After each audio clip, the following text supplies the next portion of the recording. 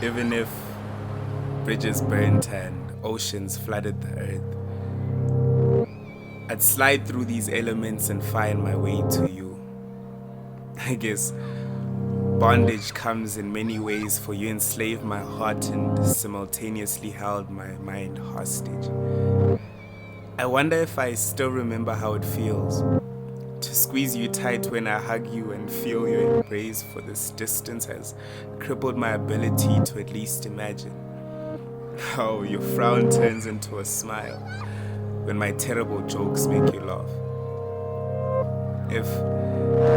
If I saw you once again, I'd probably hold you tight and let our hearts breathe, for our lips would be occupied by the conversation or melodies they create, or the fights we had on text before this moment would vanish. For my eyes and all my senses would focus on capturing the time we spend together in that present moment, for you are all that matters to me, my heart and my thoughts.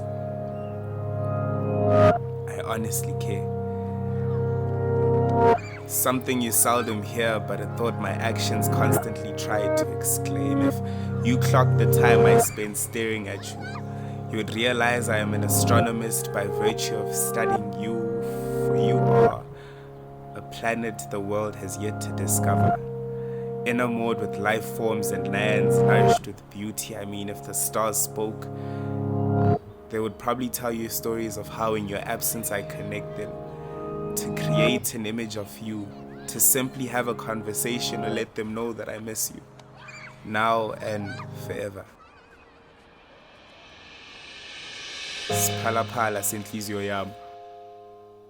Despite my never-ending love for you, I hate to say it, but I think my love for you has drowned far beyond the oceans in this continent of my love for you. For what we have shared has turned into a pool of toxicity, and I've had enough of this emotionally taxing and draining conquest to figure out if your heart still has a home for me, to lay in a cushion of your love, or at least safety. So I'll leave you with this poem to bridge the gap distance has caused, and say I'll always care and have a home in my heart for your soul to reside, despite its tragic effect on me and my soul.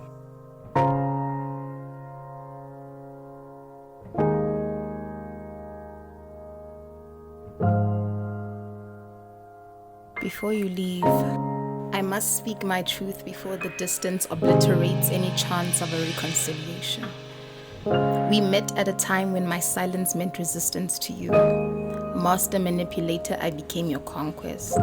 A puzzle to be solved, a treasure chest with a latch only you seemed to know how to unlock. And so I unraveled in your arms. Came undone when the slippery sensation that is your tongue tantalized my taste buds. Disentangled all logic with every item of clothing we attempted to remove.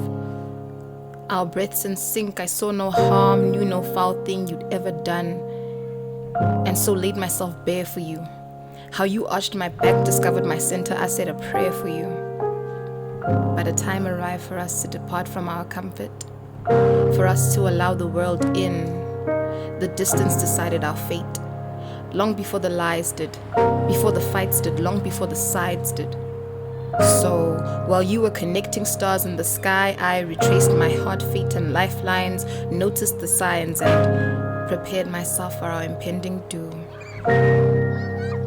I wasn't counting on confessions, wasn't hoping to make concessions.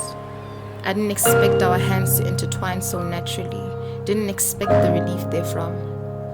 I didn't expect to close my eyes and feel the release when your lips touched mine, careful, gentle. I knew this wasn't the end, it wasn't just mental. As soon as we discarded our layers, I knew that we'd overestimated the hurt we'd cause each other and failed to see each other for who we really are. So keep your bridge. What toxicity? Get a life jacket, swim across this pool. Do you know what you mean to me? Our hearts are in need of repair, so let's stay outside a while. Tell me, Mr. Astrology, did you picture my smile? We made a home out of your bed sheets, I'm sure we can reside here, or we can be nomads. We can go the extra mile. Allow me to resuscitate us. This isn't tragedy. This is serendipity.